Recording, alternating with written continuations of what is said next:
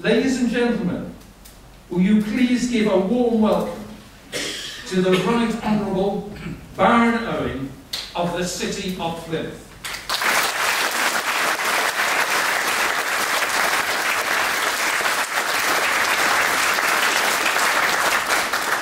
Thank you for asking me. I think now we need courage, confidence and conviction. I think it's also appropriate that in this last stage of the campaign we should be having this meeting here of the Bruges Group. I want to challenge and ask a fundamental question, because I think it has great relevance to this whole issue of the referendum. How was it that Margaret Thatcher, the most powerful Prime Minister we've had since we joined the European Common Market in 1973, failed to slow down, let alone halt, the continued integration of the EU, despite being the most hostile Prime Minister ever towards the end result, integration. And with that, a United States of Europe. And even on the backbenches, when she'd been forced out by her own MPs and was no longer Prime Minister, she was not able to overturn Maastricht. The answer, and it has direct relevance, we as a nation are sometimes accused of being shopkeepers or pragmatists. We're quite fond of both. Call it what you will. We continuously underestimate and simply will not address the underlying passion and commitment of the powerful people who on a day-to-day basis run Europe and steer it towards their end result, a United States of Europe. If you're going to defeat an enemy, it's best to understand an enemy. We also ignore how effectively the Brussels believers turn the mind frame of the diplomats, civil servants and experts from the member states to their idea of Europe. Part idealistic, part realistic, they constantly reiterate the idea that a nation state is rather old-fashioned in a complex world, that supranationalism enshrined in treaties which cannot, let us remember, be amended, just yes or no, is the only way forward, that democracy is untidy, inefficient, and needs to be managed and tempered by expertise. They have both a design, a method, and tenacity, and do not underestimate it. It is not a conspiracy, and labelling it as such is a mistake, which they can and do label as paranoia. Behind their method lies a body of theoretical writing and a true bureaucracy, in the sense that the administrators who run the EU feel themselves responsible to an idea of Europe. Their community method has been defined as the process whereby political actors in several distinct settings are persuaded to shift their loyalties, expectations, and political activities towards a new centre whose institution poses or demand jurisdiction over the pre-existing national states. They haven't worked out. Behind the method is the notion of spillover, which again is out of crisis, you make changes. And they're planning, as we speak, that after a decision is taken here in this country, they will move into their next phase of integration. They have linked the free movement of people and labour to their single market when it is not necessary, because they know it is necessary for a currency and it is necessary for a United States of Europe.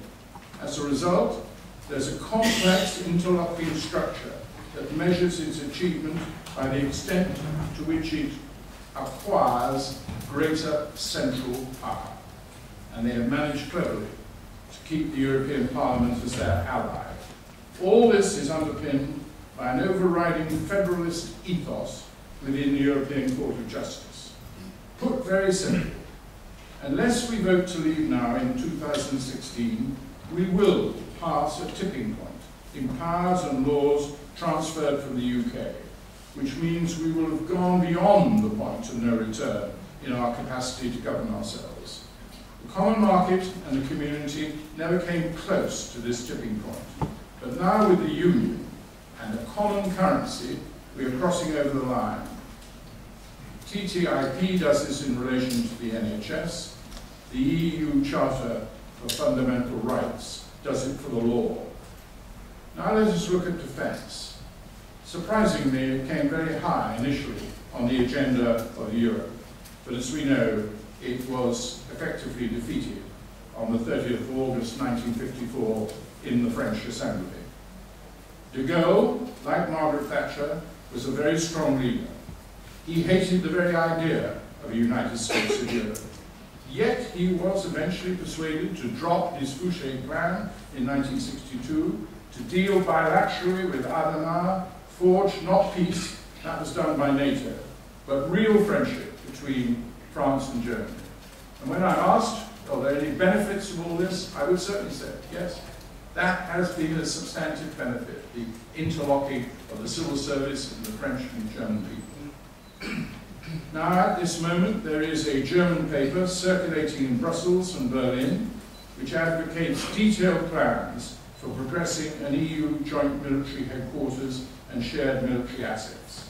It's been held back deliberately from our referendum, but it will come into effect, and it will come into effect without the UK. It doesn't matter whether we vote remain or leave, because there is this new mechanism, enhanced cooperation, which allows 9 member states to move, and in this case they will do it over the defence structures, and probably a good deal more than that, 9, to the overall 27.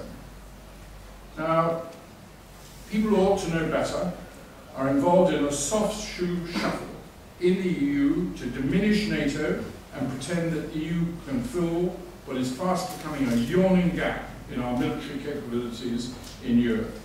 For decades, the US Defense Department has been hostile to EU common defense, accepted in Maastricht by John Major, and autonomous defense promoted by President Chirac and Prime Minister Blair. The US has at the highest level repeatedly warned against 2 planning centers for defense in Europe, one in the EU and one in NATO. Every US Secretary of State for Defense, the present incumbent included, has publicly, when retiring, opposed this development. So have most Secretaries of State in the department, though it's always been muted by the relationship of the officials in the State Department to the EU and to the idea of a United States of Europe. Now, while the EU is dysfunctional, NATO is not dysfunctional.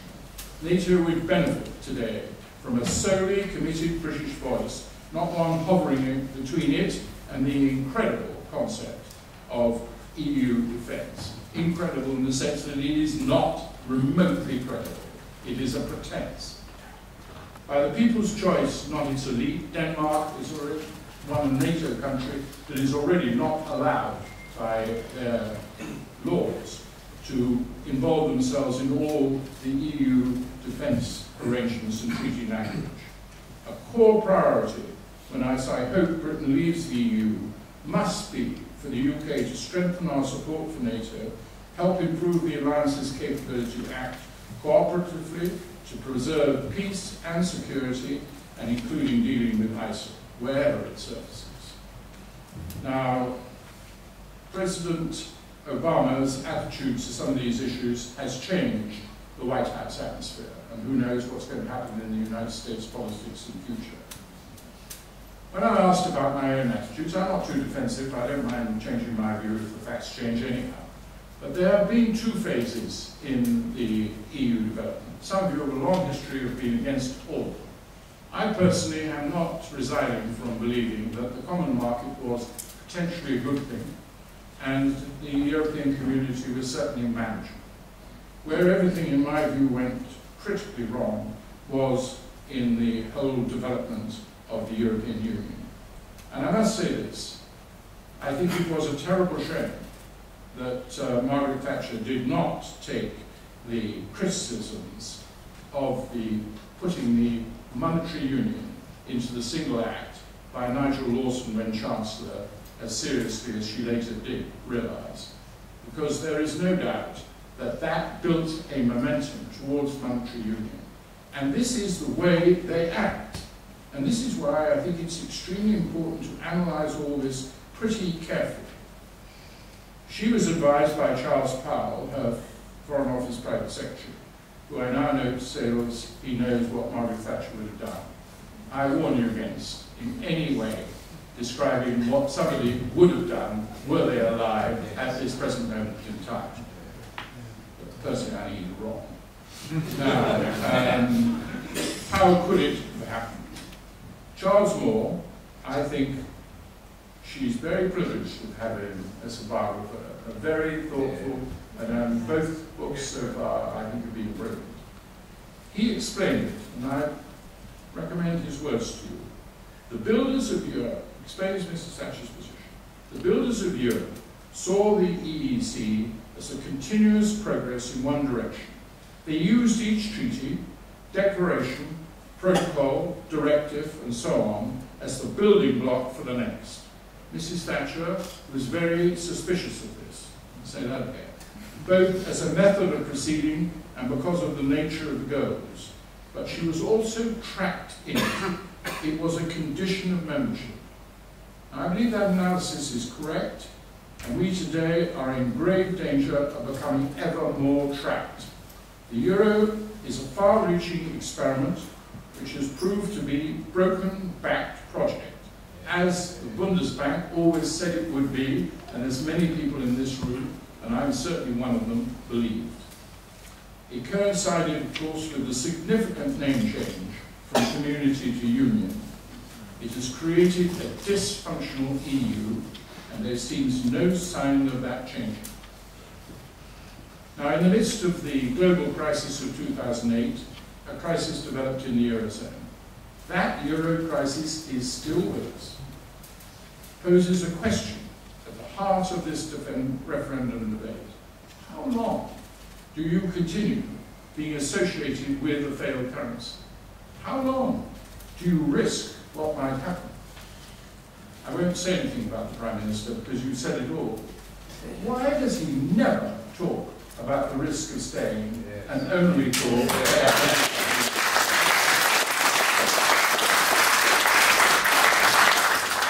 My answer to the question of how long we should be associated with this failed Euro experiment is very simple. 10 more days.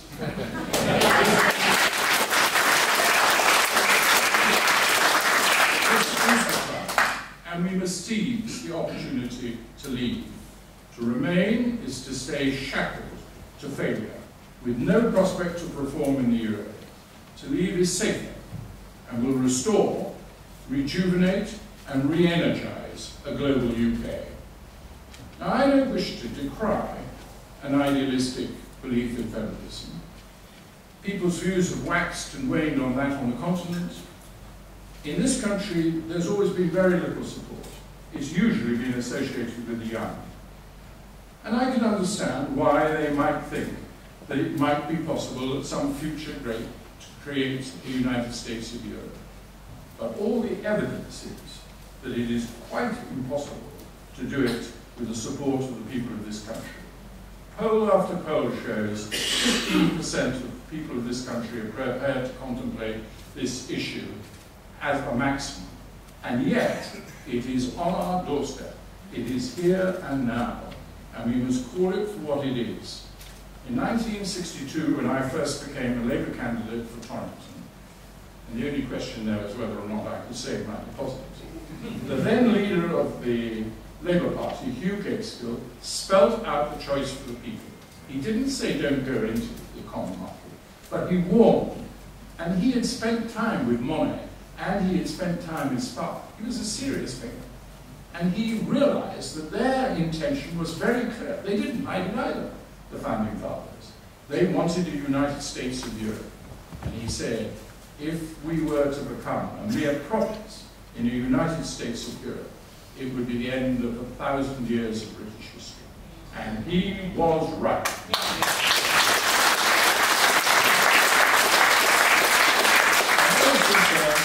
I've been a European, but never a federalist. And I would like to remind the Labour Party that in 1977, Jim Callaghan asked me on a whole-day cabinet to prepare the papers and write them myself and not have it done in the Foreign Office on what should be the future strategy after having settled it in '75 in the referendum. And the whole weight of that presentation was to be European but anti-federalist. And even then, it was not envisaged as conceivable that we would have a monetary union. Nevertheless, I've lived in Greece now. I'm a Greekophile and I love the country, and I've been there in a house for 15 years. I've watched the euro that has emerged. I've watched this so-called social euro, which I used to really believe in, and the concept of a social market economy. I've seen the levels of unemployment in that country. And I visited Spain and Portugal and seen the levels of unemployment there and in southern Italy. I've seen what it means to have a collapsing currency. Don't think that we would be insulated from this in any way whatever just because we've not been part of the euro. So if Italy, a large country, was to collapse, and it could do so at any stage, certainly within the next 3 years, we would feel the impact. Come with me into Greece. The butcher, 40% down. The baker, the essentials of life, 40% down. The pharmacies with empty shelves. And a lot of those drugs that are supplied are supplied by drug companies who haven't been paid for years and who still go on doing it. And then you can't get money out of the ATM machine, and your spending power is greatly diminished, and there is a depressing atmosphere, certainly on the streets of the major cities. I wouldn't wish it on anyone, and I'm not prepared to wish it on the people of this country. One of my friends said to me, David, the Eurozone is going to collapse anyhow. Why should we take the responsibility for it? I said, responsibility? It's our responsibility, at long last, to protect our people from this. It is, we know it can possibly happen. We know it is likely to happen. The former governor of the Bank of England, Mervyn King, has made it very clear in his book. He talks of alchemy in the title. He says, the Eurozone crisis will continue. A Eurozone collapse is inevitable unless they effectively create a United States of Europe. One country, one currency can work, but this present mess is going to continue. And let's have some plain speaking about this. So I would say now, when finally on this issue, at least Michael Heseltine has been open about it. He said, one day we will join the euro, quite recently. There's no hurry, he said, and I don't think it's going to happen in my lifetime.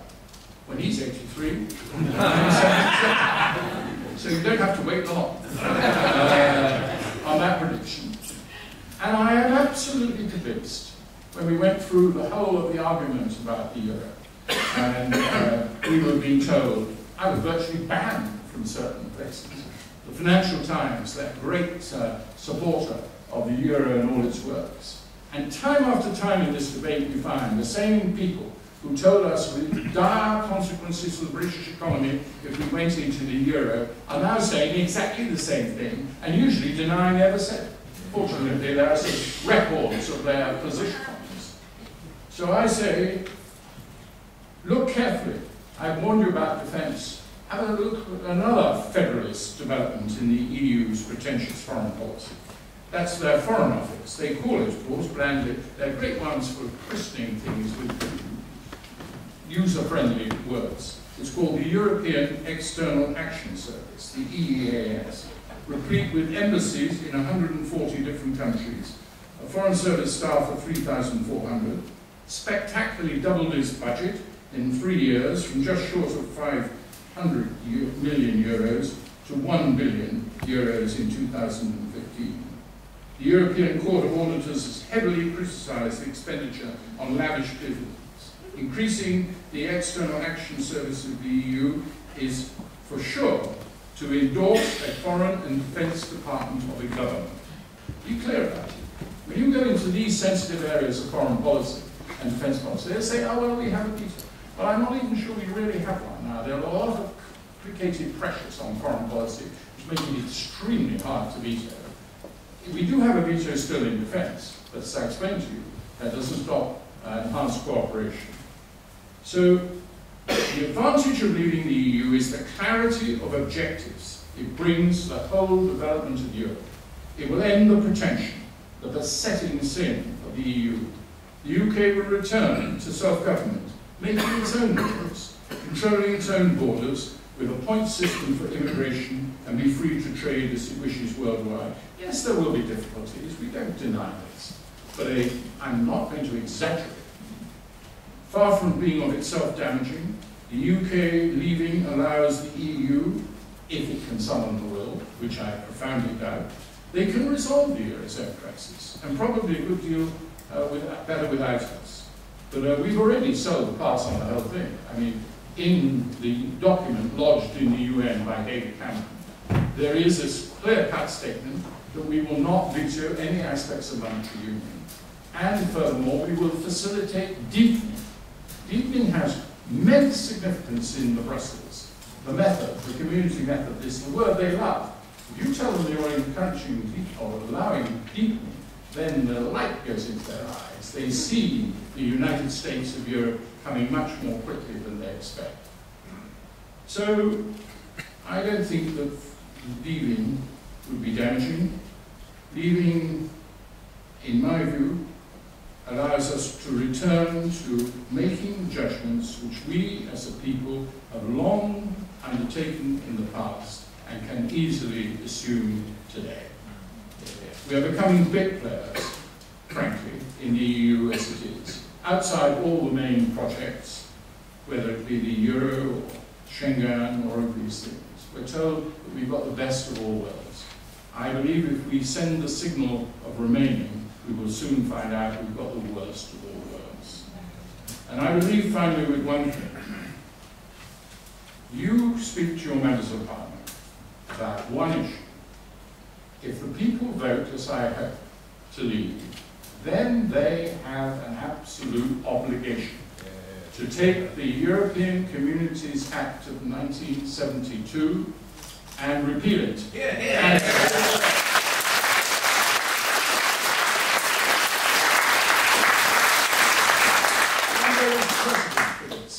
In the 75 election, in the middle of the election, Jim Callum, who was written to by somebody from the Cabinet Office, a very distinguished and good civil servant, and he said, you know, there's not any need to legislate in a hurry. Jim wrote back, if the people vote to go out in this referendum, then we have an obligation to legislate straight away on the European Communities Act. There will be a lot of people who will decide you should leave it till the end of the process, the end of the negotiations. You do that, and people will soon forget that they have made a commitment to implement the people's decision. And we must be quite clear that legislation should be presented to Parliament no later than September. It should be passed in December of this year, and it will then run for 2 years with one extension if there's agreement in all the European Council for another year of negotiating if we are making progress on a bilateral negotiation on trade. But only in that. That would mean we would be undoubtedly out by legislation passed this year by December 1919. And that gives you 6 months to your general election in 2020, when on all past precedent I will vote for the Labour Party.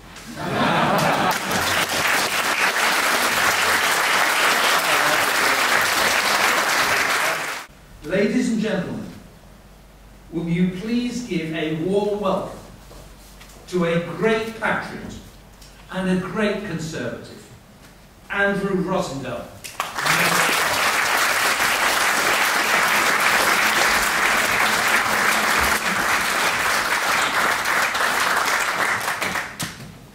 Barry, Lord Owen, members of the Bruges Group, friends, ladies and gentlemen. I am delighted to be here this evening to address this important meeting so close to a date of destiny for our country. Ladies and gentlemen, we are fighting for the very soul of this nation. Let there be no doubt about it. If we fail to win this referendum, and if we are locked in to the European state which is emerging from the European Union, it will effectively be the end of the United Kingdom as a sovereign nation as we have always known it to be. We are fighting for the rights of the British people to govern their own country and to make their own decisions about our own future the way we have always done for nearly 1,000 years. Nothing, ladies and gentlemen, is worth giving away the rights and the freedoms that our forebears have fought so hard to cherish over so many centuries.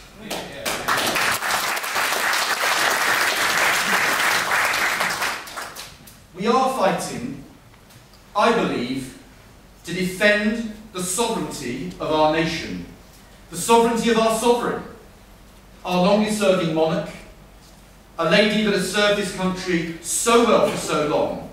She herself has presided over governments which have shamelessly, without any choice of the British people, shamelessly, slowly but surely handed away so much of the power in our country to make our own decisions. If we vote to leave the EU, ladies and gentlemen, we will be restoring the sovereignty of our sovereign.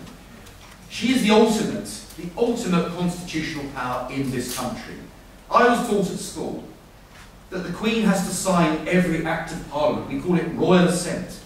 Nothing should happen in these islands, these British Isles of ours, without the Queen giving royal assent. Well, we know that now that is no longer the case. The House of Commons Library have done an independent assessment of this, and they believe that between 50 to 60% of our laws are now made by the European Union over and above the heads of the people that you choose at a general election, over and above our government, over and above our own Supreme Court, and indeed even above the head of our sovereign herself. This is unacceptable to me. It is totally unacceptable. It is a shameful betrayal of everything this country has ever been, and we must fight it to the very last second, up to the 23rd of June.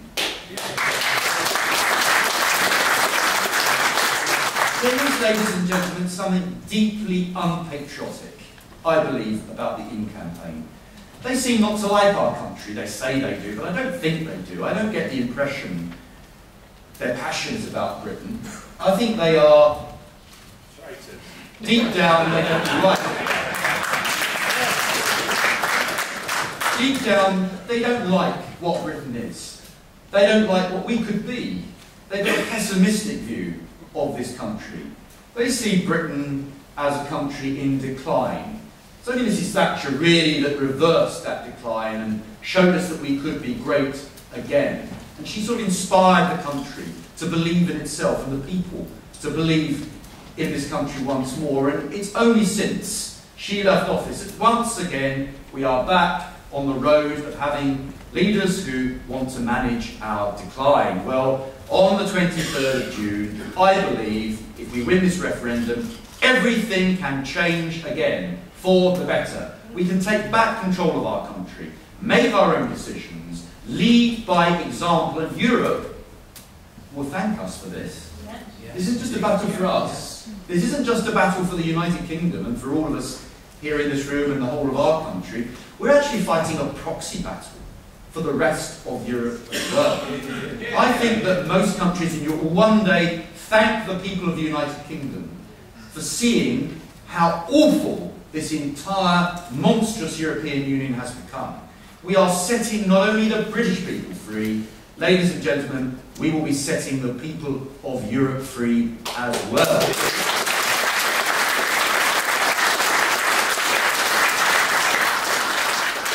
And so, the unpatriotism of the In campaign, let us fight those people. Let us put them firmly in their place next Thursday by winning this, not just by a small margin. We need to win this by a clear majority so that no one can ever question this again, so that we do repeal the 1972 Act, as Lord Owen has so wisely advised us to do. And I can say to you, Lord Owen, that you have two MPs here this evening who will fight for that after a Brexit on the 23rd 3rd of June, because they will tie us up in knots. We all know what they're like. If we don't repeal that act very quickly, and I hope it will not be before September, I hope it will be emergency legislation very quickly, we must repeal that act, because by staying in the EU, even for a year or 2 years, they will find ways to lock us in and try to reverse the decision. They've done it before with other countries, like even France and Denmark and Ireland. They reject the democratic wishes of the people. They will use every underhand tactic possible. We must ensure that after that referendum, we immediately enact legislation that restores the sovereignty back to the British Parliament and the British people. And that is what we must fight to do. We have a confident future, a proud future ahead of us. I'm excited. I think our democracy is going to be enlivened by a Brexit. I think suddenly people like myself and David and others will have a real job to do again. We're actually going to have a purpose. We're going to go to Parliament and have something to do. We're going to govern our own country, make our own decisions, decide where we're going. At the moment, half the time we're not. We can do better than this. We really can. We are a proud nation state. Nearly 1,000 years of our history, an evolved constitution, under a constitutional monarchy, a rule of law, rights and liberties and freedoms, dating back to the Magna Carta. Who on earth thought that this was worth giving away to be part of a European Union? Who in their right mind envisaged that there was remotely sensible at all? And it was, of course, Mrs. Thatcher who originally, like many of us, originally thought it was a trade cooperation, a common market, friendship between our neighbours. We all originally thought that that's what it was all about. Very few people, there were a few honourable exceptions, of course, like Teddy Taylor and a few others who saw what it was like from the word go, and Hugh Gaitskell, as Lord Owen has said. But many people honestly thought it was just a trading arrangement, just a cooperation. And who can really argue that? We now know beyond doubt it's way more than that. It was always intended to be way more than that. And we weren't told the truth when we had that referendum in 1975 and when we joined the common market. We were never told the truth about this. It was always meant to be a gradual process towards a political union. And had it not been for Mrs. Thatcher and others along the way who have rang the alarm bells and called the warning signs on this, I think we would have been dragged much further and much deeper into this much earlier. But we now have a chance, the one and only chance. We are, as Lord Owen said, at a tipping point. If we are foolish enough to give the green light to Brussels on the 23rd of June, I'm frightened about where our country is going to head. I just think we are going to be so diminished, so enfeebled, so depressed as a nation. We finally decided to throw in the towel. We finally decided to give up really fighting to govern our own country again. But if we leave, the opportunities are amazing. I think of our incredible Commonwealth of Nations that we've so appallingly neglected since we joined the EU. I think of all the countries that I've visited as my work as a parliamentarian, especially Foreign Affairs Committee, our Commonwealth friends, our overseas territories, all of whom we have terribly let down because effectively our loyalty has effectively had to be transferred, our law-making ability has had to be transferred to this supranational European Union. Just think what we could do in terms of trade with our Commonwealth friends if we were again allowed to sign our own free trade agreements with them. Just imagine what we could do in terms of deciding our future destiny in the world if we were free to make our own decisions and chart out our own destiny, just as our forebears have done throughout history. But they tell us that we couldn't do these free trade agreements, so they say. It would take so long, it would be impossible to do. Far better to let the EU do it on our behalf. Ladies and gentlemen, that is absolute bunkum. Do you know what? I went to Liechtenstein only recently, very small country, sandwiched between Switzerland and Austria. And I met the foreign minister of Liechtenstein. The first thing she said to me is that she'd had a busy week.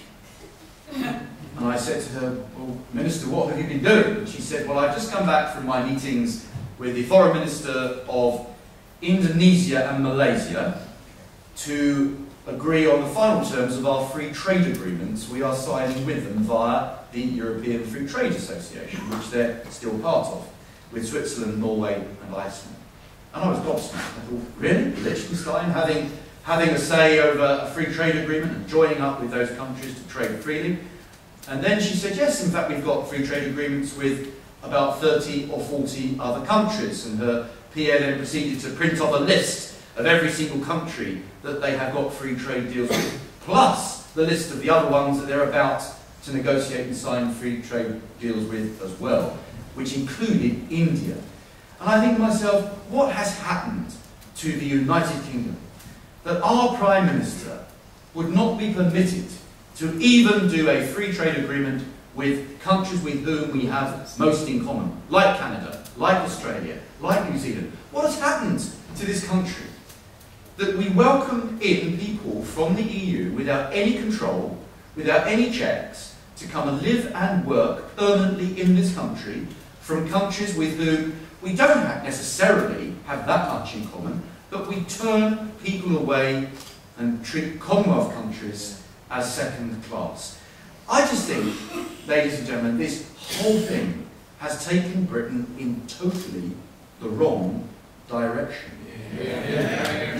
We need to summon the courage as a nation and as a people to stop and pause for just one moment and think about who we are as British people. How did we get to live in such a magnificent, I still believe, the greatest country on this planet? How did we get to be where we are? It wasn't Europe that suddenly gave us all these things.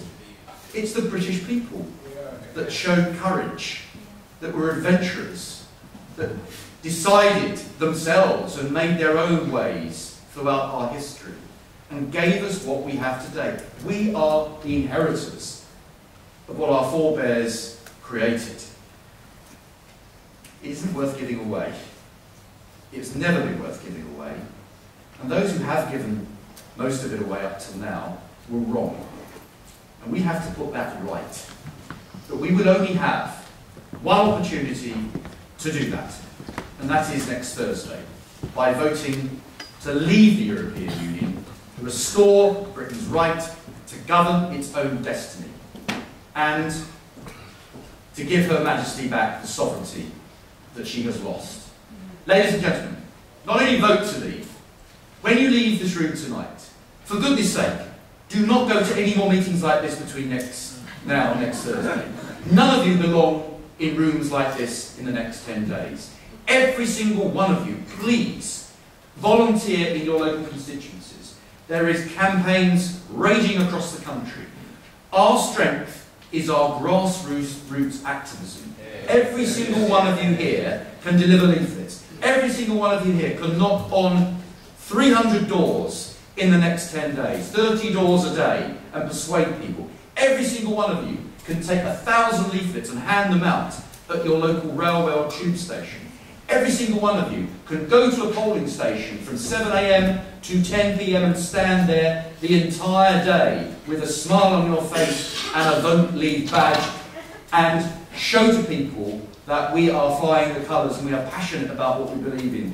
Every single one of you must become, even if you're not used to this, and some of you may not be involved so much in political parties, and I understand why these days, but every single one of you should ensure that you don't waste a single moment in the coming 10 days, because we can win this if we go out and fight and we show that we are not prepared any longer to see our country become diminished and enfeebled. We must win because we love our country. Thank you very much.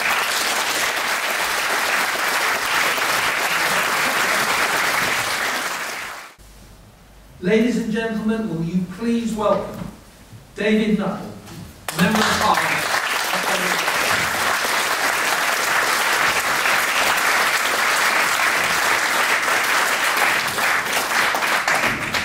Well, thank you very much indeed, Barry.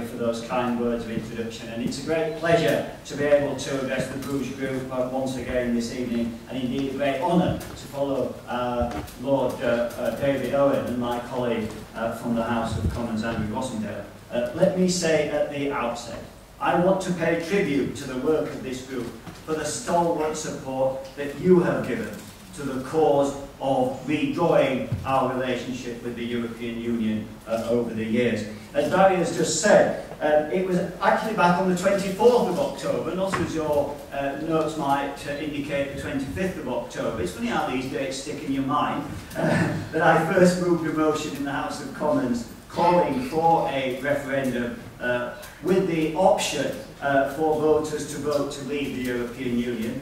There was a 3-line whip imposed by the Conservative and Liberal Democrat coalition government and by the Labour opposition to oppose that motion. Not surprisingly, given that 3-line whip, it was defeated by a small matter of 483 votes to 111. With 80 other Conservatives joining me, and including my colleague, the Honourable Member for Romford, to vote against the imposed view of the whips. We may have lost the vote that day back in October 2011, but the genie was out of the bottle. As you will know, since 2012, I have been chairing the Parliamentary Better Off Out Group. We have been meeting regularly to look at, in detail, what we could do to secure our exit from the European Union. And most people accepted it would have to be done by way of securing a referendum. And for years it seemed a distant prospect. And it was not until the Prime Minister's Bloomberg speech that it began to look like a real possibility. And I'd often say credit where credit is due to the Prime Minister for having the courage to change his view about giving the country their say over this issue. Even then, there were many who doubted that it would actually ever happen. But for a start, it needed a majority Conservative government to be elected, and there were very few who thought that that was a likely outcome in the run-up to last year's general election. When the Conservatives did secure a majority, the prospects of a referendum immediately changed. And now, in 10 days' time, the British people face the most important vote of their lives. Now, considering the thousands of speeches given on this topic in recent days, it's difficult to imagine that there is anything very new to say. However, Mr. Chairman, just in case there is anyone in the audience tonight who has just dropped in from the planet Zog and has missed the last few months of debate, let me briefly set out what I believe to be the fundamentals of why we need to leave the European Union, for the sake of not just the prosperity and the freedom of this generation, but of generations to come. Number one is that in order to be economically successful, we need to be able to govern ourselves. We need to be able to make our own laws. In a word, we need to regain our own sovereignty. Since we joined what was then referred to as the Common Market in 1973, not only has the organisation changed its name over the years, it has step by step acquired all the attributes of nationhood. And as the European Union has become more powerful, we have become weaker and less powerful. We are bound by the laws of the European Union, and where there is a dispute between national legislation and European Union legislation, it is European Union legislation which is supreme. The EU has its own parliament, its own president, in fact it has lots of presidents. It has its own flag, its own currency, its own national anthem, its own external action service, and it can make treaties on our behalf which bind the UK. You don't have to be Einstein to see where it's all going. It is heading very quickly towards a single European superstate. And secondly, let us consider our trading relationship. Very simply, and there have been lots of words said about this in recent days, the UK has a trade deficit of £68 billion a year with the other 27 countries in the European Union. £68 billion a year. And the astonishing thing is that we pay about £10 billion a year in net contributions for the privilege of having that deficit. Now, how does that work? Let's move on to immigration. Leave's position on immigration is one aspect of the debate which has been misrepresented perhaps more than any other. Leaving the European Union does not mean an end to immigration. What it does mean is that we will be in control of our immigration policy. And we can treat the people of every country in the world fairly and equally. And the argument that I have heard put forward so frequently in recent weeks by the Remain camp is that the introduction of an Australian-style point system would somehow result in an increase in the number of new arrivals. Well, look, this is patently nonsense. We would not adopt exactly the same system and exactly the same criteria as Australia. We would be free and able to design our own system to suit our own requirements. Criteria that could be varied as circumstances change and the nature of the workforce that the nation needs change.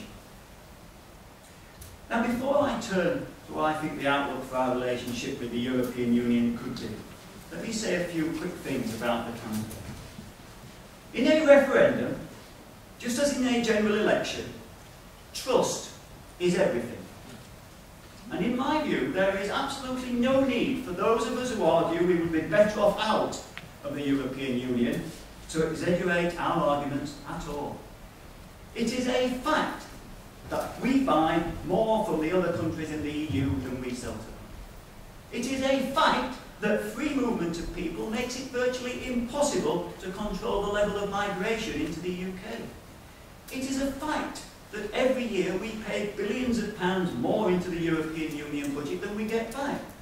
It is a fact that the levels of unemployment in many European countries, particularly in southern Europe, are way, way higher than here in the UK.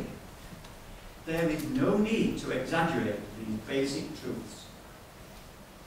So let me turn now to the future. Essentially, as with any election, the future is what this referendum is all about. Do we want to spend our future being told what to do by Brussels, or do we want to be free to govern ourselves? The European Union has been relentless in building a single European superstate. Step by step, it has been stripping away the individual identities of member states, insisting that all members must do what they say. And the reason why this referendum debate has been so heated and divisive is due to one simple truth. No one can be really absolutely certain about the future. Particularly when, as in the case of Treasury forecasts, they try and predict what the position will be in the year 2030. So with that in mind, I have tried to be cautious in my own predictions about what I believe the future will hold. But it does seem pretty clear to me that whatever the UK decides to do in 10 days' time, the European Union juggernaut will continue on its path towards building a European superstate. Now, the Remain camp have tried to persuade people that there are risks if we leave the European Union.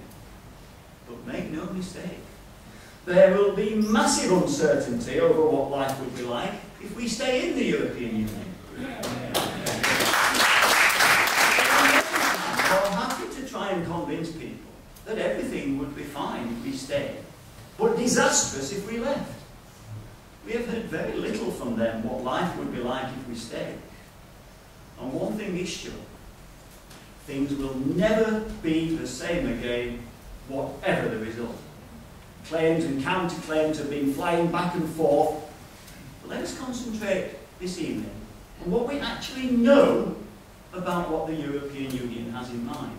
Last year, the European Commission produced a report entitled Completing Europe's Economic and Monetary Union, better known as the Five Presidents' Report.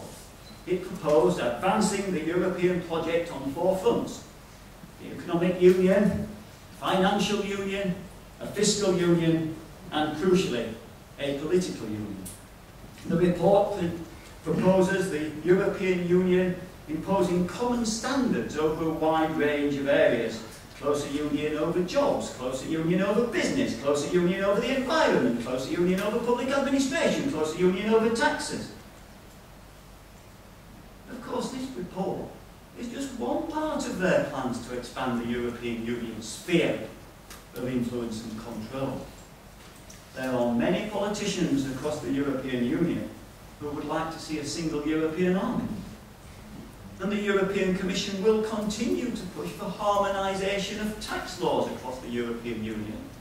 They want to secure their own tax base. They want to see harmonisation of welfare.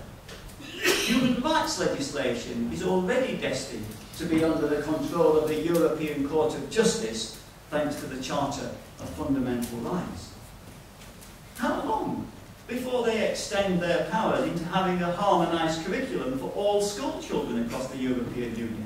Now, you may think that that sounds a bit fanciful, but back in 1975, did anyone ever think it possible or conceivable? Did anyone ever mention that there would be a single European currency and that the franc, the mark, the drachma and the peseta would be condemned to history?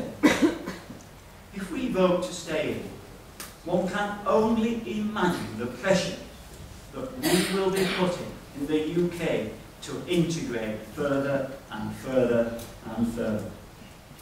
I have to say, I find it very touching, if somewhat absolutely astonishing, that there are so many politicians, experienced politicians at that, who argue we should remain a member of the European Union, but say that they want us to see it reformed. Rarely do they spell out exactly what reforms they actually want to see. But in any event, do they really believe that the European Union will reform itself in any meaningful way if we vote to stay in? It will be seen as a green light to press on, full steam ahead. And even when David Cameron went with his mini shopping list of requests, he achieved hardly anything at all. Incidentally, have you noticed what little has been mentioned about the renegotiation during the course of this referendum campaign? If the European Union would not agree to reforms when there was the promise of a referendum and the danger of us leaving, does anyone seriously think that the European Union will ever agree to any meaningful reform when the danger of us leaving is no longer even on the horizon? Now let me outline briefly, by way of comparison, what I see our future relationship with the other countries in the European Union would be like if we leave. I actually think that after the initial disappointment, the other countries will very quickly realise that there is absolutely no reason why they cannot still sell their goods to us. There's no reason why people who want to work here cannot apply to do so, just like all the other millions around the world. There's no reason why they cannot deport their criminals in their country back to the UK, and there'll be nothing to stop them having their own criminals back for that matter. There's no reason why we cannot continue to exchange intelligence information, and there's no reason at all why we cannot continue to cooperate on a friendly basis on a wide range of areas where it is in our mutual national interest to do so. So in conclusion, Mr. Chairman, I hope that there will be a clear and decisive vote for us to leave on the 23rd of June. But in the event that the scare tactics of the Remain camp are successful in persuading a small majority to vote to stay in the EU, let me make this prediction. The Remain camp have described the future so rosy and so far from what I believe the reality of what life will be like in the future if we do continue as members of the European Union, that I believe that there will be massive disenchantment with the public. And that disenchantment will soon turn to anger as they realise that they have been let down. Deceived, lied to. And I think it may be sooner than many people expect before the demand for us to leave grows once again and becomes so overwhelming that it will become impossible for a government to ignore those demands. They will either have to be another referendum, or the people will elect to government a party who will have it as a main manifesto commitment to take us out of the European Union.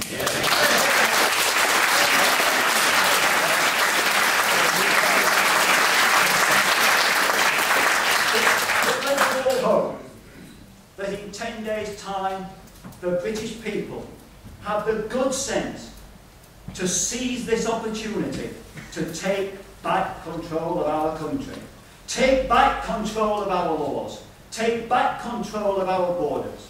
So once again, the United Kingdom of Great Britain and Northern Ireland will become an independent and sovereign nation. Thank you very much.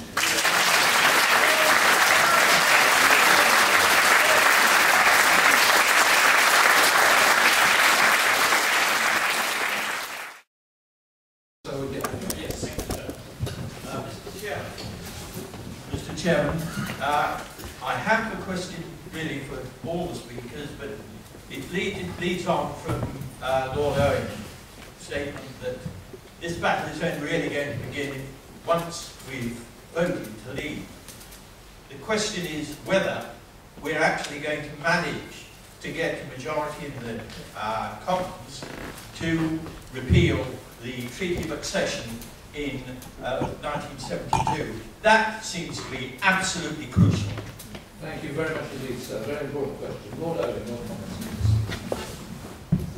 I think there is absolutely no doubt that if that resolution comes to the House of Commons quickly, and maybe you can get the speeded up legislation you mentioned, that it will carry, it would be seen as a constitutional outrage to have a referendum and then not act on it. Our problem is speed and delay. What we will argue is under Article 50, it's a complete package, and that you have to wait until the full outcome, and you stay in all aspects of the EU. Well, I think we can start to unpick that. For example, are you saying we should fight the 1919 European election and conduct ourselves as if there are going to be another 73 MEPs? That is such a ludicrous position that it will soon become clear you have to start quite soon to ensure that there is no election in this country and you don't start selecting candidates and doing everything like that. But that's just one of many.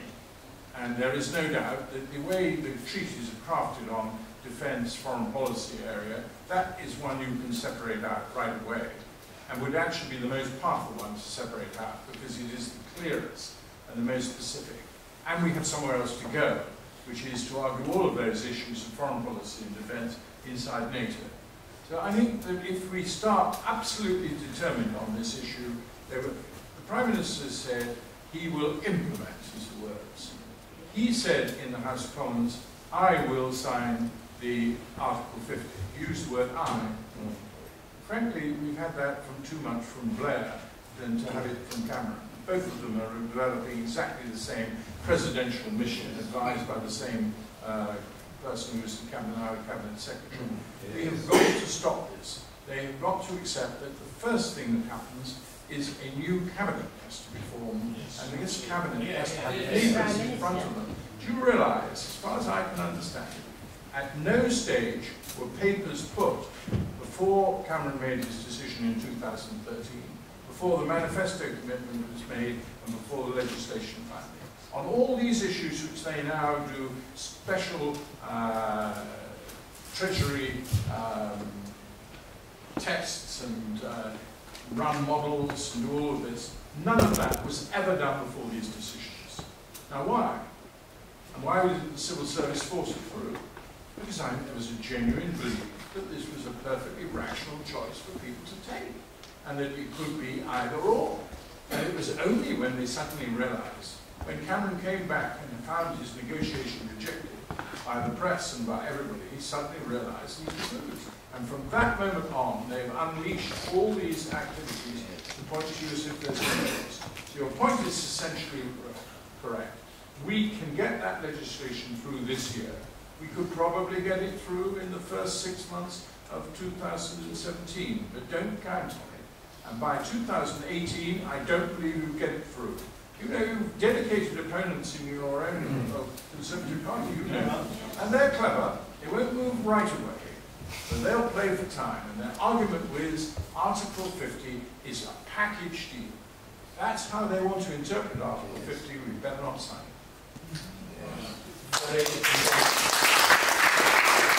Before we move on to another question, because I think this is an absolutely crucial point, and it is absolutely crucial that we frustrate any attempt by the Prime Minister and his allies to impose Article 50 in short order.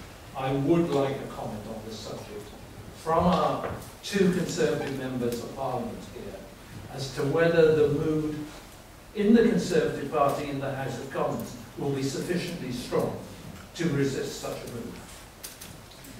Well, Barry, I cannot look into a crystal ball as to what the Conservative Party and the Parliamentary Party will be like on the 24th of June. I am not interested in the personalities of this. There are people, I guess, who will jostle the jobs, positions, even the top job.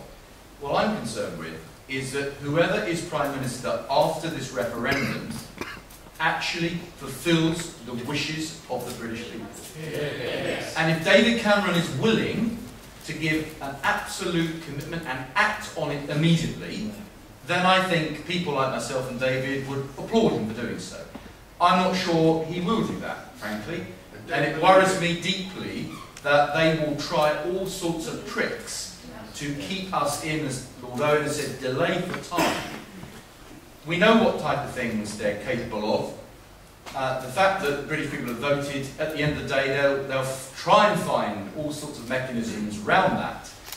And we have to do the right thing for our country, and we've got to make sure that if David Cameron isn't willing to do it, we put someone in who jolly well will. Yes.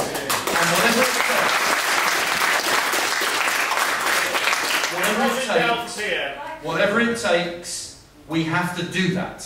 Because if we don't, we will be denying the entire democratic wishes of the British people.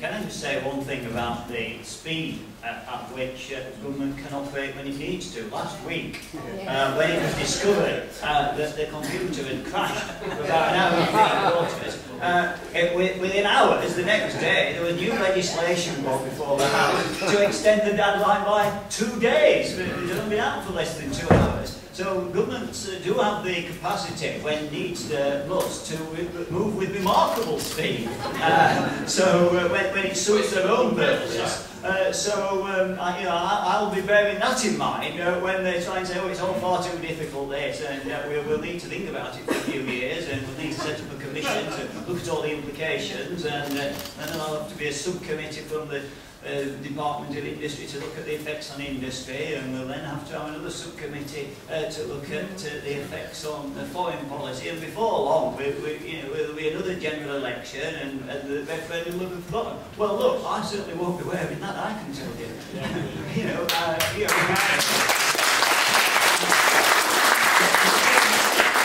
I'm not all that interested either in the percentage, and I think it will be a pretty close result next week.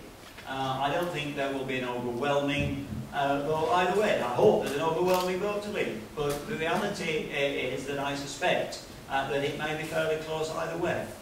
Now, if it is a close vote to remain in, no doubt that the government and the Prime Minister quite likely will say, well, that's it. It might only be 51-49, but we are staying in, and that will be the end of it.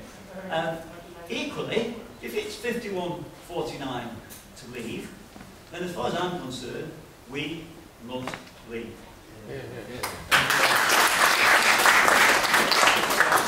I'll take a question from the gentleman in the middle of that row. Yes, you. As a Conservative Party member for over 50 years, could I put to the two Conservative MPs? There's a microphone that's coming. As a Conservative Party member for over 50 years, could I put to the two Conservative MPs that when we vote out on June the 23rd, they demand Cannon's resignation on June the 23rd?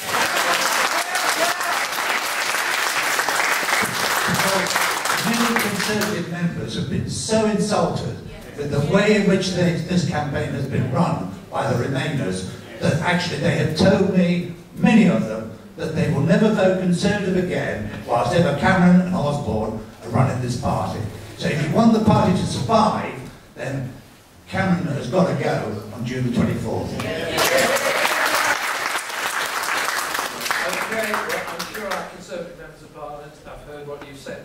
Next question for the gentleman in the I'd just like to come back to this point about what will happen if we vote to leave, because we've got the whole establishment against us.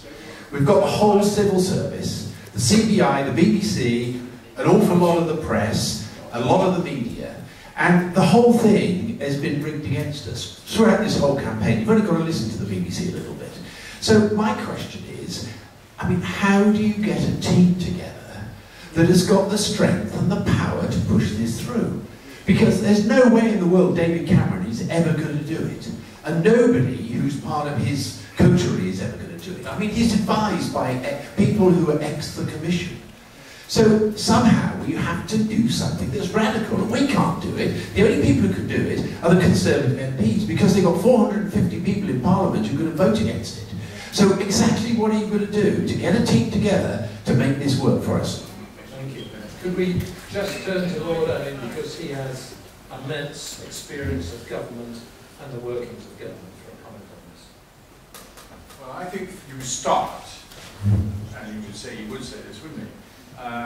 By doing what the Labour government would have done. Now, this is not my interpretation. There's an official history of the European movement, written by my old private secretary. I may say he dealt with Africa, and his views on Europe would not have been compatible with me, even in those days, called Stephen Wall. But he's a very serious and honest man, and he puts in really near the end of that book, and it's very important you get that, this correspondence. And so we do know that this happened between Callaghan and the Cabinet Office. And I think that's very important, because I believe if we stick to this precedent, you will start to get a crack in Labour MPs. We all know that Labour MPs are far, far more divided than they appear. And they need some leverage, you know. And I think by saying that their own Labour referendum was quite clear on this issue will help you get a few more. But even so, you're quite right, and they know much better than me, the House of Commons. Now, I don't like speaking on other people's political parties. They're very complicated things, and you know about this much better than I do. You ask me what the Labour Party will do, I've still got a certain amount of contact and touch with it, but I haven't got much touch for what you do. I'm bound to say, in the answer to your question, I do think that the day that this happens, as I hope and believe it will, we can't be without a Prime Minister. That is perhaps me as an old bureaucrat, or I don't think I've ever been a bureaucrat, but confidence is a funny thing. We've got to show to the world that we have made a decision, we're confident in this decision, and we're going to carry it through. And therefore, Cameron has got to stay. The trouble is, for a period. But the problem is that this man has fallen. And we know that he seriously considered resigning straight away if he'd lost the Scottish referendum from a pretty authoritative book, Cameron at 10. Now let's hope he's thought about it. The right thing for him to do, in my view, is the following: Constitution. It is to say that he has heard the message of the British people and that he will implement it. But that, as everybody knows, he was going to step down before the election anyhow, that as a result of this he will step down much earlier, but that he will only step down when there has been, and then he might say, an election. That's up to him. Or he would say, I'm confident that the procedures, the will and the negotiating procedure and framework is in touch. Now any of those options would, for me, preserve the constitutional position. Be a little careful about having a situation where you have some temporary Prime Minister. We've never had that. We've always had continuity in number 10. And that would be very, very damaging to us as a cause internationally.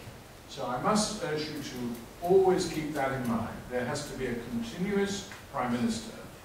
And it's very difficult to bring in a deputy in this role. That would be almost seen to be preempting the election result. Certainly if they didn't. It's all right for a Labour Party in opposition. They tend to, their leaders leave next day, and then they appoint somebody. That person always says, I will not be the candidate, so they're not confusing the election. But that's quite difficult to sort of put in somebody like Theresa May, who, it would be... I'm not going to go, I'm doing what I shouldn't do. From your party. But all I tell you is this, they will know what to do. And you have got to know what you're going to do. And you have got to make sure that the leaders of the Leave campaign know what they're going to do and have got agreements signed in blood between them. Because this is no time for confusions or ambitions or anything like that. I tell you, I have been impressed. I go every Thursday to meetings of Vote Leave, and I have been impressed by the way the three of them have worked. Labour MP, Gisela Stewart, and Michael Gove, and Boris Johnson. And I will tell you this, it is quite impressive for an old man like me watching it. They are working together, compromising, trying to give each other different understandings and that sort of thing. But the fundamental one, from the day the election takes place, will not be Gisela any longer. She will be revert to being a Labour MP, and the fundamental thing will be between Gove and Boris Johnson. And the message has to go to them. You two have got to agree. And it is to be absolutely clear, neither one of you can be picked off. Because that's what always happens in this situation, unless there is absolute resolution. I've been through this when we formed the Gang of Four. The three of us were always agreed. But then we, right near the end, included somebody who'd come in and not been in Parliament, and we lost our cohesion. You have got to have absolute agreement amongst the two leaders in this situation that they will not be played against each other, that they will not be one offered a great cabinet post and the other one offered a rank. None of these things. They will be absolutely resolute. And you are the right people to do it. And I'm really privileged to have heard neither of them I've ever met before, and to hear their resolution and firmness and clarity of thought and the way they express themselves. That's very encouraging. I go away thinking the parliamentary Conservative Party, broadly speaking, on our side on this issue, knows what it wants. You have to talk to these leaders. You've got to get a very clear view, hour by hour, of how you will respond. Because one thing's clear. If Boris Johnson and Michael Gove were not in the cabinet, it wouldn't last. They have got a very powerful position. Their viewpoint has to be accommodated in that cabinet, and from the moment that we win the referendum, that cabinet has to reflect majority of the people's opinion in this country. And they must put ambition to one side and stay absolutely united. If they don't, if they are divided, we will lose. And it's that important. Thank you.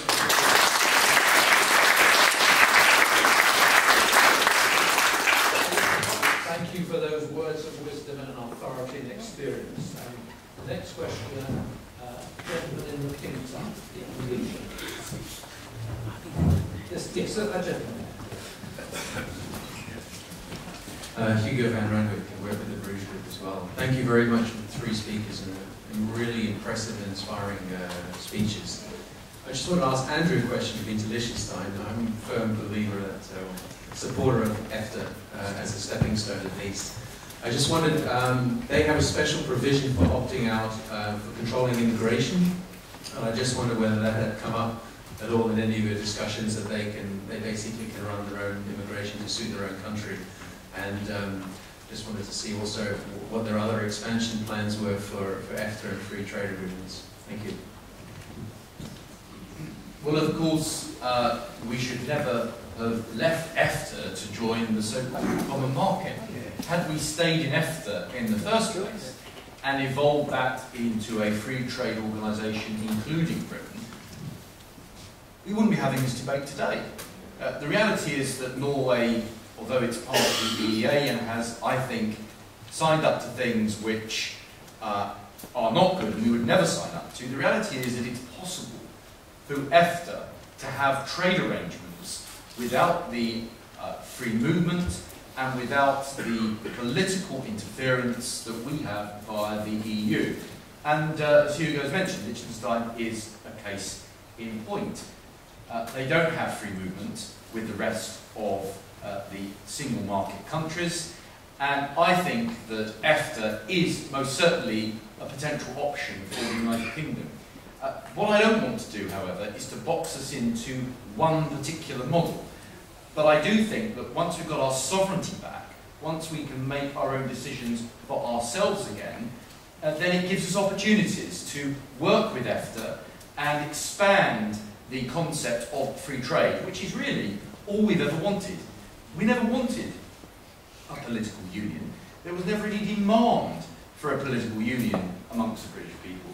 It was only ever meant to be a common market, and I think EFTA could very well be a model which we could work with, perhaps rejoin, and perhaps evolve that into what we should have had in the first place. So yes, we should look at that. Yes, we should look at opportunities.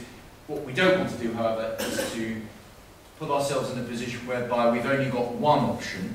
I think that Britain, being the fifth largest economy, being a nation with global outreach, there are all sorts of opportunities for us out there. And trade with Europe is very important, but it's not the only thing we need to be focusing on. We need to be global, free trading, seafaring nation, as we've been throughout our history.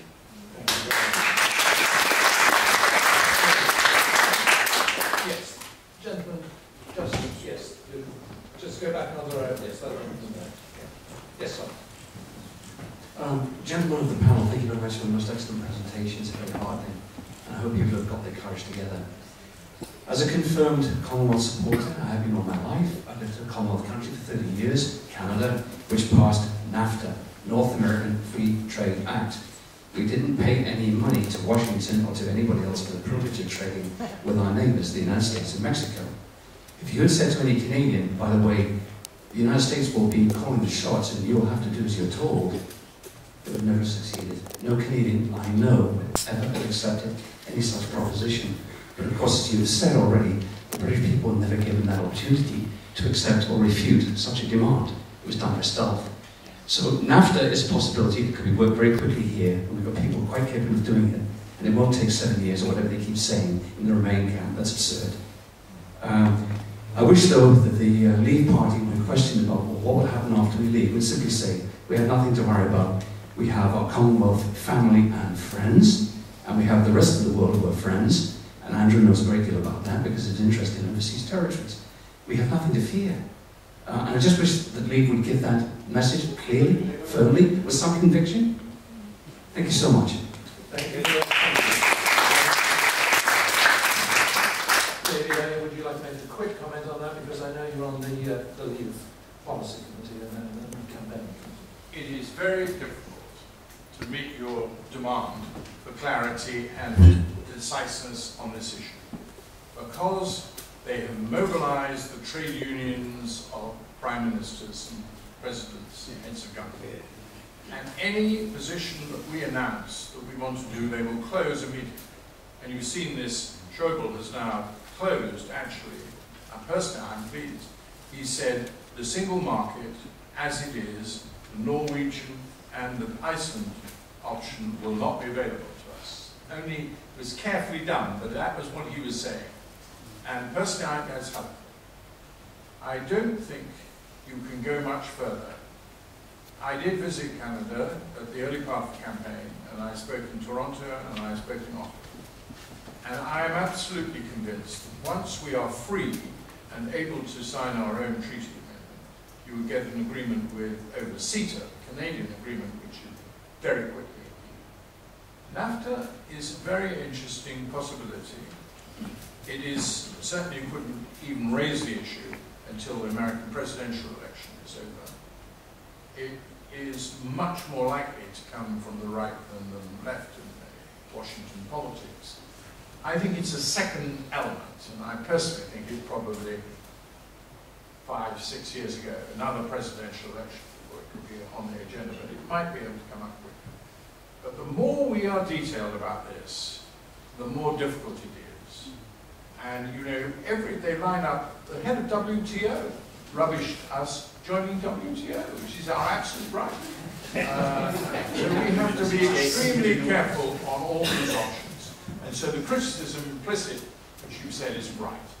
We are not deliberately plumbing for one option. We prefer to have a few and to be rather vague exactly as to what happened. A bilateral trade agreement with the EU is certainly something which we should attempt to get. I have personally great doubts that we will be able to in a 3-year timescale. If we can't do it in a 3 years timescale, you'll soon sense it within 3 to 6 months. But you know, a lot may change in the EU. A lot may change. And I'd only say the telephone. And when people realise that they don't have to jump tariffs, their manufacturers will be onto their heads of government, and the vituperative or the vindictive will all change, and it will come down to what all trade agreements are, which is a bargain of mutual interest. And that's what will come out of it. Of that, I am sure. Thank you very much. All we need to agree that would operate under English contract law and agree the currency. Why is all this wealth of agreements and trade and other sort of interference from ministers involved at all? Thank you. Who would like, often these very simple questions are the most difficult. Who would like to answer that? I've been in business for the last 20 years. I've been trading Russian steel and Russian iron ore. And the issue is price, and it's done electronically on the, and not even shouting or anything like that these days. And price, delivery time. And these are the things that are bargained over. And they don't give, the tankers cuts about most of the other things. And you know, this is the trouble of us politicians. We all think of laws and everything like that. People have been trading for centuries. And I do think there is a completely unreal world out there. And look, we've done it. Over the last 10 years, we switched from 55 to 45% of goods going out into the real world, away from Europe. So we are able now to sell 55% in global markets, which we previously were at 55% in Europe. That has shown we can do it in over 10 years, 10% shift. If we have a real drive and commitment, real energy, we can do far better than that in a far shorter period of years. And I'm absolutely convinced they'll just do it naturally. And we should stop getting ourselves obsessed about trade. At the end of the day, you know, we might be very well and do what Singapore did, which bans all tariffs. Not inconceivable. Tariffs are much lower than they used to. Our biggest surplus is with the America, is with the USA, and we have no trade agreement with the USA. Right. Thank you. Yes, gentleman on the gangway, microphone just by. Second during last Conservative Party candidate David Owen. Today, Treasurer North London UK.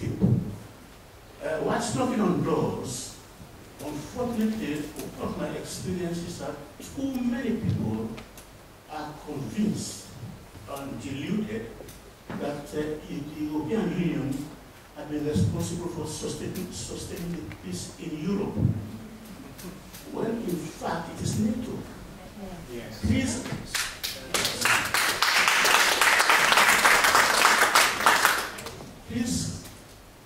advise how best to convince more to disabuse more people of this illusion. Thank you.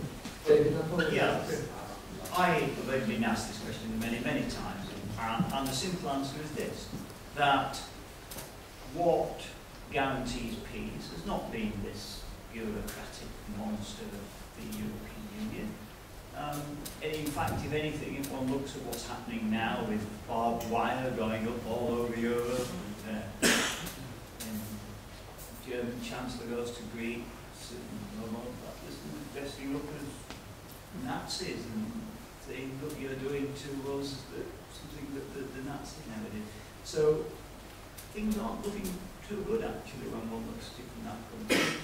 But actually what guarantees peace, in my view, is democracy. Yes. That's what's brought peace to our continent.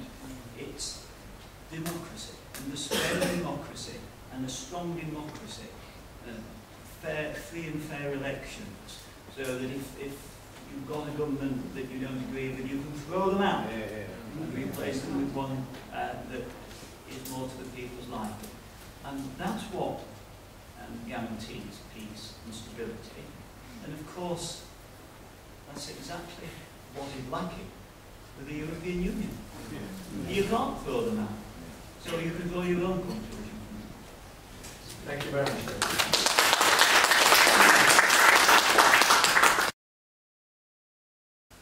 Gentleman in the glasses, me? Well, let's take that gentleman first, and then we'll come back to you. We've got the microphone. I'd like to ask a question of Lord Owen. And it's a supplementary to the first question of the evening.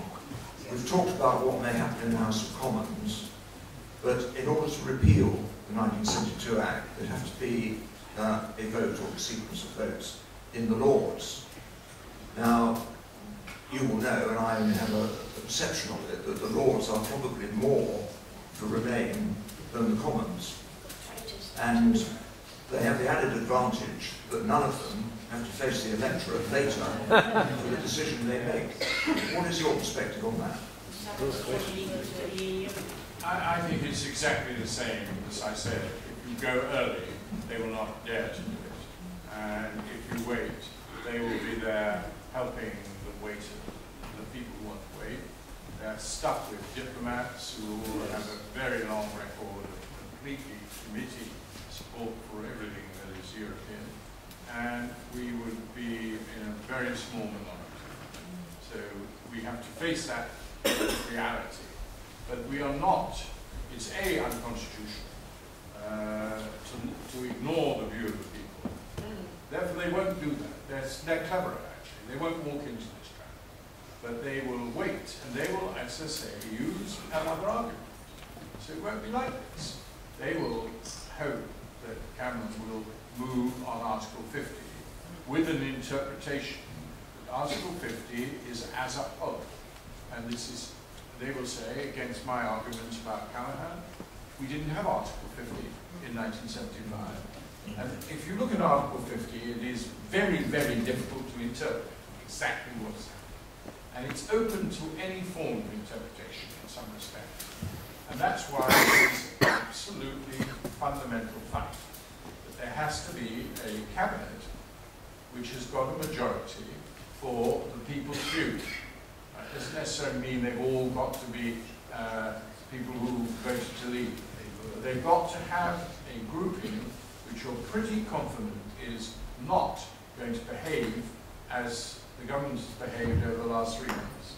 It would be absolutely intolerable if that happened.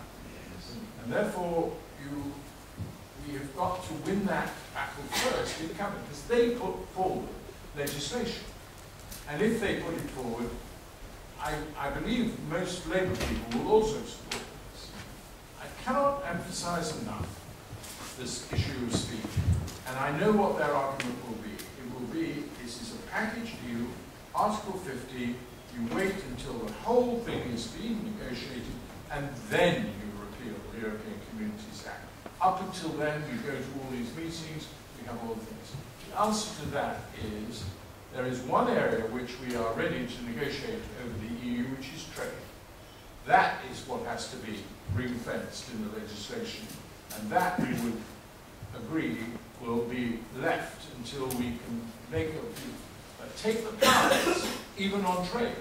Because if we find we're just being talked along, and we have every right to, again, you say, but you have been talking about 10 years, you've been talking about 7 years, 5 years, these ludicrous figures, but turn it against them and say it's absolutely intolerable that we can be held in a vice without the power being taken right away now. So this is the issue. I'm sorry to bang on about it, but I am pretty shocked to discover amongst my fellow campaigners how very few people are focused on this issue. And I hope these two will take it now to Parliament and start to build up an absolute demand, and it needs to be relayed through to Gove and to Boris. I've written to both of them. You know, I'm an old fart. You know, I went on this committee because Nigel Alston persuaded me, who incidentally, in my view, is the one person of all of us who can claim to have a perfect record on all this. I wish I had his record. He spotted the monetary union very, very early on as being the real problem. But I do believe now that in these next few days, don't wake up and do it on the 24th. We're in there now with a very real chance. Yes. And we've got to make our provisions, we've got to make our dispositions. It is a fight, and no general would leave this area undone. And so Gove and Boris have got to know from the very loyal support they've had from Conservative MPs. You know, we've all got different ideas, what should we say? You know, bloody difficult. And we've managed to keep the slight distance from UKIP, which was necessary for an election, but we've also got to respect them, because frankly we wouldn't be here.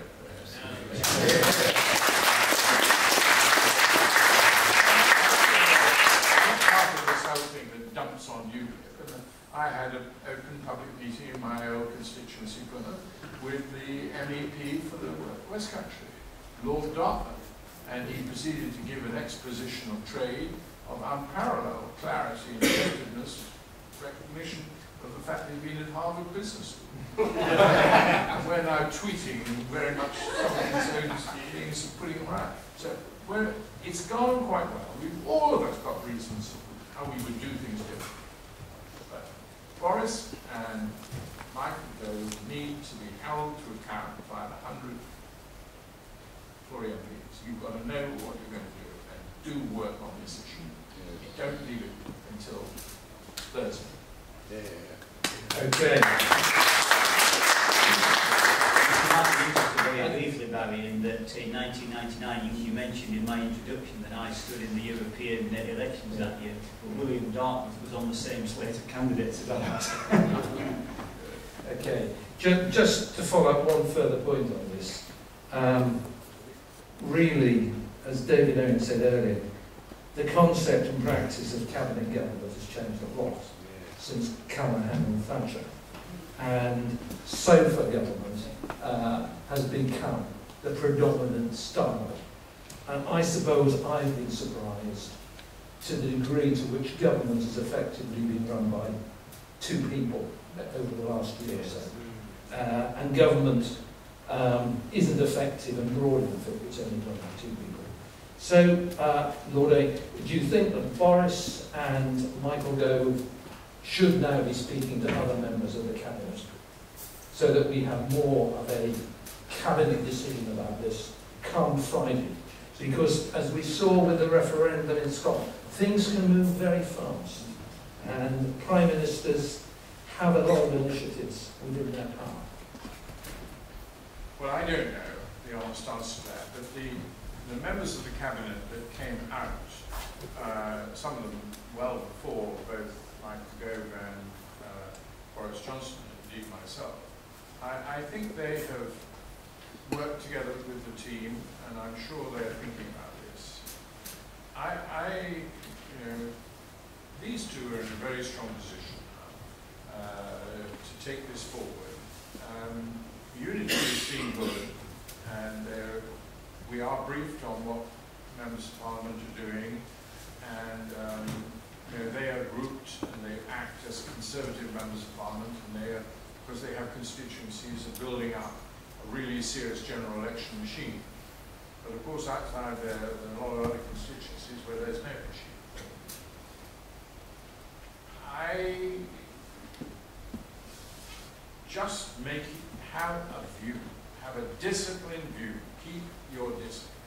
And once they see that they're dealing with ground, and that there is absolutely no equivocation on this issue at all, and the issues of fighting leadership elections at some future date are utterly secondary. We have to win this battle first. And that unity must be there, and it can only really come from members of Parliament. Don't worry about the House of Commons. Members of Parliament, these are the crucial people who know how they're going to respond. And these two, you organised the most significant vote. If that vote had not taken place, we wouldn't be here now. That referendum was again forced. At every stage, Labour or Conservative, the concessions have come because they want to win elections. And the Euro referendum has been, the fact that they had to have a referendum was that Blair would have had a referendum in the summer of 2003 if Iraq had been a success. They used to talk about it in number 10 Downing Street, but on the back of the Baghdad bounce it was called the Union World. And that was what our organisation of New Europe with Business for Sterling, and what a great tragedy it is that Rodney Leach has died. And we were working for that very scenario. And we had to have an organisation already on a cross-party base and finance. And we'd given them a very good fight. And Blair would have probably won that election. And also for Gordon Brown. Gordon Brown would have been told by Blair, you're on side on this one or you leave. And this time, Brown would have done. But of course, your two presidents, and the two presidents in the scenario, was done by Brown and Blair. Cabinet was a completely sideshow. And we have got to restore it. If in the middle of war, I'm writing a book about the wartime cabinet of 1940, if they can face all they did with absolute cabinet government throughout the whole period, Churchill never tried to avoid it and championed it, put it, bloody minded people in the wartime cabinet. Ernie Bevan was a very difficult character at that stage. And so we have got to restore cabinet government. There's quite a lot to deepen our own democracy. And I believe we can keep Scotland and Ireland on board. But today the Taoiseach is touring around telling us we can't have a free travel area in Northern Ireland, despite the fact the Secretary of State on our side says quite clearly we're going to keep that. But there is a whole range of activity. And remember this if you're pessimistic about the election result. Obama's initiative was a complete failure in opinion polls. The argument is whether he lost 5% or 3%. And that owes a lot to the courage of Boris and Michael Gove, who took Obama on. And it was soon evident that the British people put two fingers up. Very encouraging. Thank you very much for those comments. The lady on the front there, please.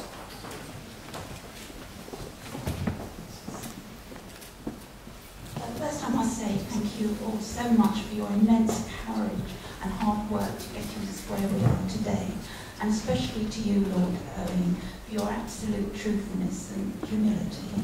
It really is very, very appreciated, plus all your incredible knowledge. Colleagues that you respect and admire will want to stay in. Could you enlighten me as to why? And just as a frivolous observation, do you believe the Queen was giving us a subliminal message on Trooping the Colour, where she wore the most amazing, vivid gold green, and the Duke of Edinburgh had bright red on? Vote me. We want to start with this, Andrew, because I know that you're a great defender of our monarchy. Well, of course, the Queen is completely neutral in terms of politics. But, she's the sovereign, and why should any sovereign want to see their sovereignty diminished? She doesn't express an opinion, and it's wrong for anyone to try to claim that they know what she thinks.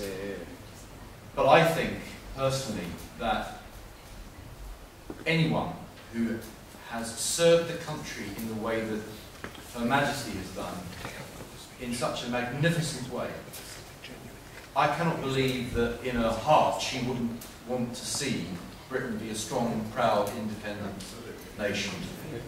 And I think, to be perfectly frank, she's been let down by her First Ministers, who have, Prime Ministers who have gone along with this entire project, almost unquestioned about the whole project and where it's leading.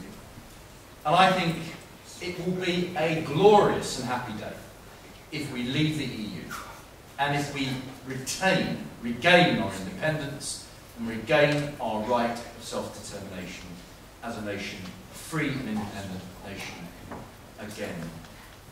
And I think that if that were to happen, and I truly believe it's going to happen, I think that's a very good excuse to have a permanent national holiday.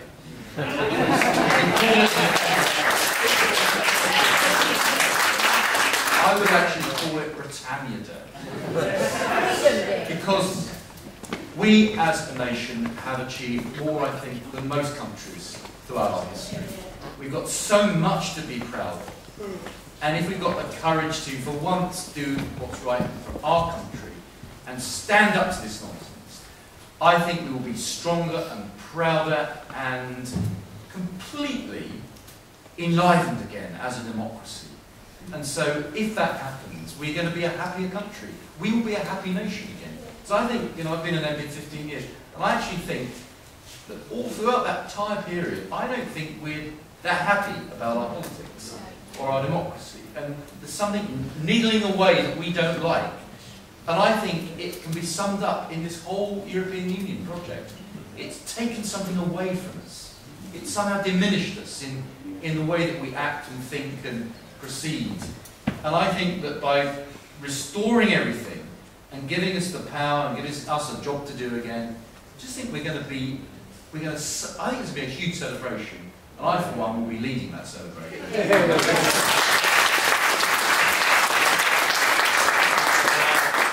Our speakers have been going for 2 hours, so I'm just going to have to do 2 more quick questions. Gentleman there, I promised you a question earlier. But it's what behind you, folks. One with the glasses, just for that. Robin Winner. It's been reported on the internet that a significant proportion of the Gibraltar vote in this referendum will be to remain under the control of Germany, France and Spain. And I'm wondering if you've heard this, 2, if it would have any significant impact on this referendum, and 3, what should our response be if Gibraltar significantly votes that it likes to be controlled by Spain? Thank you very much, sir. Well, we've got a great expert on the floor here. It's Andrew Rossindell. Well, the reality is that I go to Gibraltar regularly. I was there a few weeks ago, meeting with local people there, meeting with politicians. The reality is, I honestly do not believe the Gibraltarian people are particularly like the EU any more than we particularly do. I think they are pretty Eurosceptic as we are. They're proud of their British heritage. They want to stay British. The one big difference that they have with us is that they have a geographical border with a hostile country in the EU. And when Spain joined the EU, we were very foolish at the time, frankly, to let them join without this matter being completely resolved permanently. But we allowed them to join the EU. And at that time, in advance of that, the border was reopened. And so they were no longer kept behind, effectively, locked away in Gibraltar without being able to move freely into Spain. And there's one big fear that the people of Gibraltar have, and that is that Spain would use a Brexit as an excuse to make life even more difficult than they already do, and potentially even close the border. There's a real fear that Spain may do this. I don't think they will. I don't think for a moment they're going to do that, because it actually isn't going to benefit Spain if they do. Huge numbers of Spanish workers come and work in Gibraltar. An enormous amount of British tourists go from the Costas over to Gibraltar.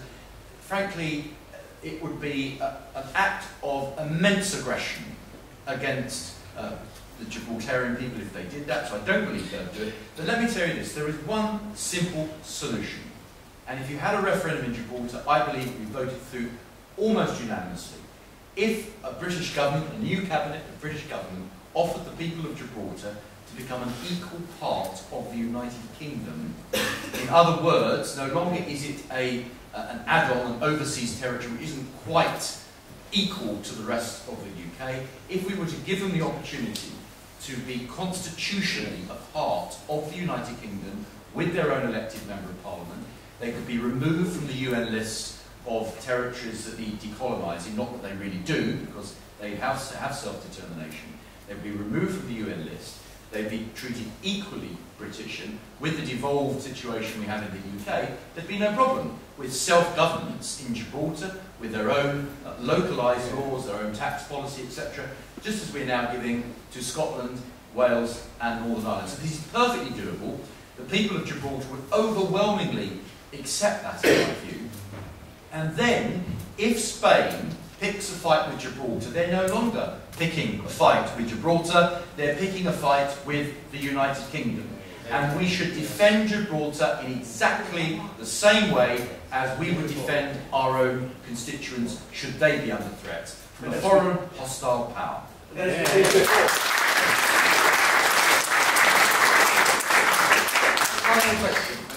I've got a very short, simple question. Oh, thank you. In yesterday's press, it was reported that the EU is trying to displace Britain from its seat on the UN Security Council. Would the panel, no doubt briefly, care to comment on this? Thank you. Well, it's something I've asked about in the House of Commons before. It's something which has been on the agenda. They'd love to take our seat on the UN Security Council because, of course, they see themselves as a super state. They see themselves as larger than the United Kingdom or France for that matter. And of course, that's what they want to do. And it's yet another reason. It's probably not a reason that very many people will have in their minds a week on Thursday. But it is actually a very important reason. And I wish people would have it in their minds because you know, we keep hearing so much about if we were to leave, we would lose influence in the world. Far from it.